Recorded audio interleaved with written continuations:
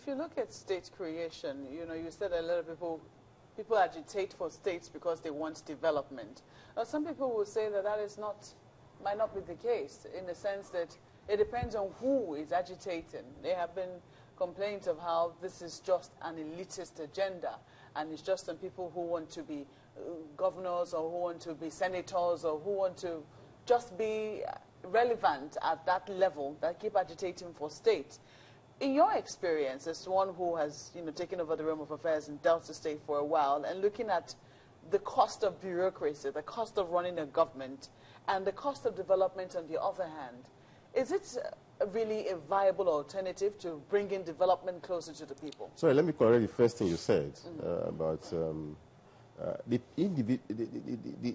people who are involved in such agitation because they want to be senators, they want to be this and all that. They are individuals, and they are quite few. But they're powerful. Well, it depends on what you call powerful. They are vocal. They may not be powerful. They are vocal. They might have access to sunrise where they can talk and all. But they go back home, they might not have any influence on the people back home. Now, the challenge of any state that is being created is the challenge of funding. Why? Because virtually every state, or virtually every part of this country now is dependent on oil. Everybody, at the end of the month, will go to Abuja to struggle for how much you can get, how much you cannot get.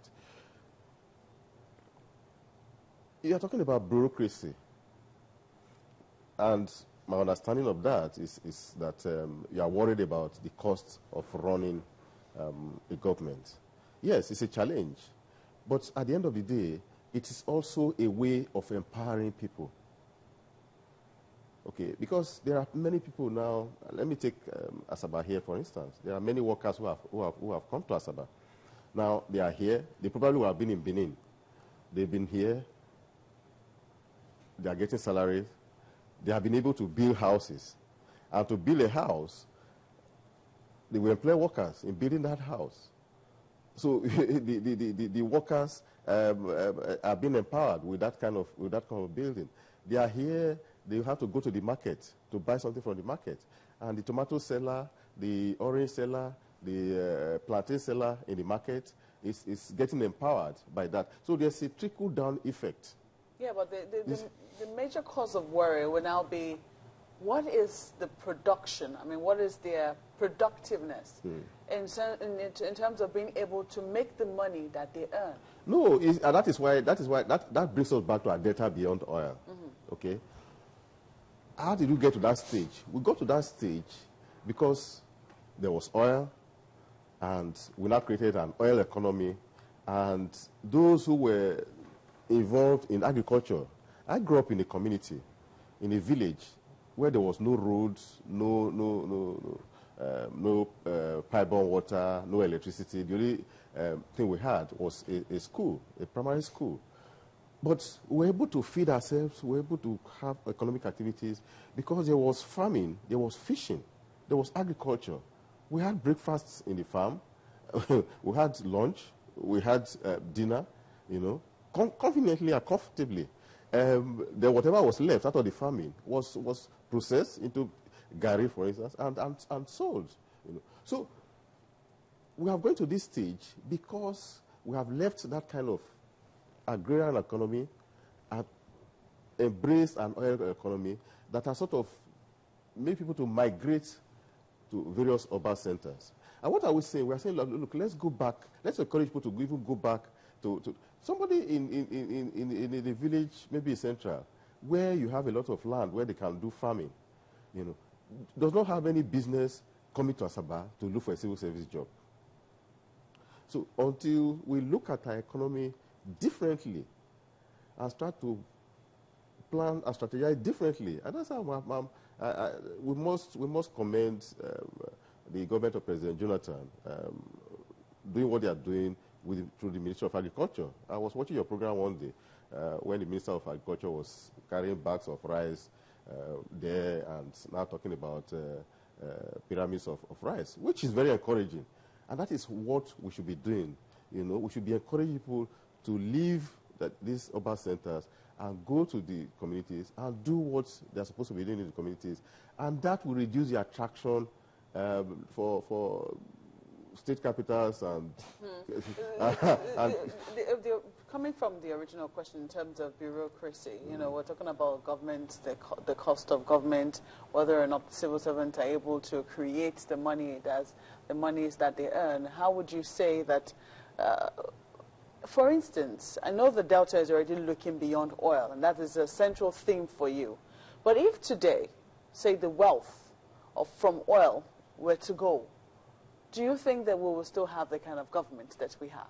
No, we will not. And that's exactly that's the point I'm making. That if the oil were to go, we will not have. In other words, the government itself might not be sustainable. No, what has happened is that oil has come, money has come from oil, it's sitting somewhere, and let us have a piece of the action. So that's why people are agitating. But if that money wasn't there, who was, I mean, before oil, who was interested in the center? Who was looking at the center? So much so that even when we had somebody who was supposed to lead Nigeria, he preferred to stay in his region. Yes, he preferred to stay in the region. Will that happen today? I'm not sure. Yeah. I'm not sure it will happen today. Yeah, actually, if I may come in, sorry, you talked earlier about youth empowerment, and there are different ways of empowering the youth. The economy, agriculture, diversifying the economy. But let's look at the area of human capital development, sports. Your Delta State appeared to if I use the word appeared, or is thriving in the area of sports. How did you achieve that? We are doing well in sports. First of all, every Deltan has a lot of passion for sports. How do I know this? Anytime we win, the kind of people I get calls from, it's amazing. The old, the young. One of the first persons that calls me each time we win is Chifike Clark. You know, somebody who's about 87, is still very interested. General Gomudia, all of them. You know, they call, they are happy. So every Delta has passion for sports. And I believe that this passion was developed even when we were under Midwest or Bendel. You know, Gomudia did a lot for sports when he was governing the region. And of course, subsequent administration also took up the issue of sports. I recall that even my predecessor did a lot in construction of stadiums, and we continue from there. So that at National Sports Festival these days, we just decided that, okay, this year we're not going to confess. Let us allow us to confess. So first of all, we have the passion. Then two, we also have, what we have put in place now is a structure that will ensure that sports is professionalized. We have the State Sports Commission, headed by an executive chairman and with other directors that are more of professionals. What has happened, what states do is any Tom, Dick, and Harry is appointed as a sports commissioner. Whether he knows his left or his right from sports, he's made a sports commissioner. And that has killed sports in many states. So we have professionalized our sporting area, encouraged the young ones, but also giving a future to our sportsmen and women. When we go for a national sports festival, those that win golds have automatic employment. Because one of the things about sports, the fears that sportsmen and women have is that when they grow old, what happens to them? They have no future. But when they are assured of their future from when they are still active, of course, they tend to do more in the sporting area.